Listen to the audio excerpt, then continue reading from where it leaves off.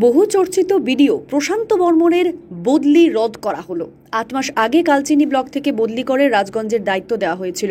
সেই দায়িত্ব নেওয়ার পর বিভিন্ন অভিযান চালিয়ে সকলের নজরে পড়েছিলেন।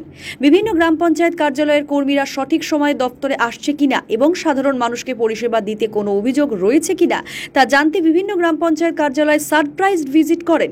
এছাড়া অবৈধভাবে বালি পাথর পাচার ও সরকারি জমি দখলের বিরুদ্ধেও তিনি অভিযান করেছেন। সেই সঙ্গে বিভিন্ন স্কুলে আচমকাই ভিজিট করে পঠন পাঠনের খোঁজ নেন। হোটেল ও রেস্টুরেন্টে খাবারের গুণগত মান সঠিক রয়েছে কিনা তা দেখতেও তিনি অভিযান করেন।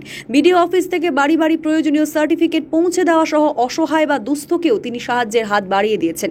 এই ৮ মাসের মধ্যেই তিনি রাজগঞ্জ ব্লকে সাড়া ফেলে দিয়েছিলেন। কিন্তু বছর না ঘুরতেই গত 14 জুন নবান্ন থেকে তাকে বদলির নির্দেশ দেওয়া হয়েছিল। বিডিও প্রশান্ত বর্মনকে কালিম্পং থেকে পেন্ডং ব্লকের বিডিও হিসেবে বদলির নির্দেশ ছিল। অপরদিকে বাঁকুড়া জেলার খাতড়া সাব ডিভিশনের ডিএম অ্যান্ড ডিসি সঞ্জয় মালাকারকে রাজগঞ্জের বিডিও হিসেবে দায়িত্ব দিতে বলা হয়। সেই সঙ্গে কালিম্পং এর পেন্ডং ব্লকের বিডিও ছেওয়াং তামাংকে কালিম্পং এর ডিএম অ্যান্ড ডিসির দায়িত্ব দেওয়া হয়। এদিকে বিডিওকে যাতে বদলি না করা হয় সেই দাবিতে সরব হন কিছু বাসিন্দা। তবে নবান্নে সেই নির্দেশের 6 দিন পরেই নতুন নির্দেশ দিয়ে বিডিও প্রশান্ত বর্মনের বদলি রদ করা হয়। প্রশান্ত বর্মন এলএলবি পরীক্ষা দেবেন, তাই 2 মাসের জন্য বদলি রদ করা হলো বলে নির্দেশপত্রে উল্লেখ রয়েছে। যদিও এ ব্যাপারে বিডিও কোনো মন্তব্য করতে রাজি হননি।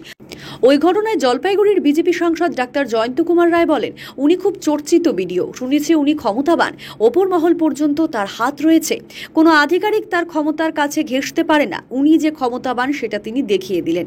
এ ব্যাপারে তৃণমূলের জেলা সম্পাদক বিকাশ মালাকার বলেন, বিডিওর হাত কতদূর লম্বা সেটা উনি নিজেই বলতে পারবেন, তবে এই বদলিটা সরকারি ব্যাপার, ওনাকে কোথায় বদলি করবে বা রাখবে সেটা সরকার যা ভেবেছে সেটাই করেছে।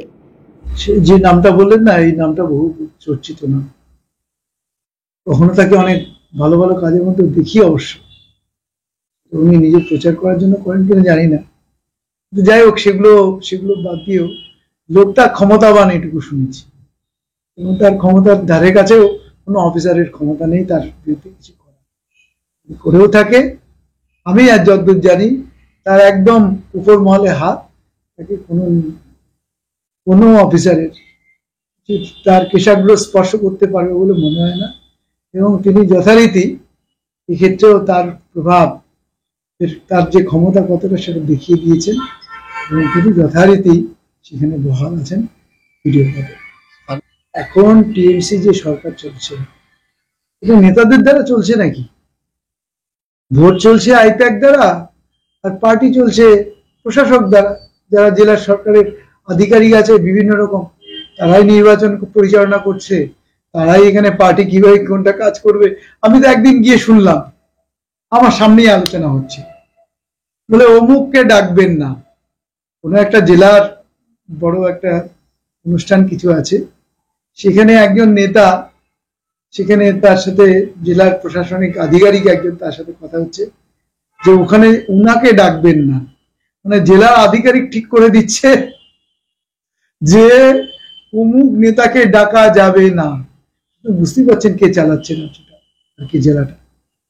ভিডিও হাত কতদূর লম্বা সেটা ভিডিও বলতে পারবে না, টোটালটা তো আইনি প্রক্রিয়া, সরকারের একটা নির্দিষ্ট সময় থাকে কোন অফিসার কোথায় যাবে না যাবে, সেটা টোটালটাই হচ্ছে সরকারের ব্যাপার।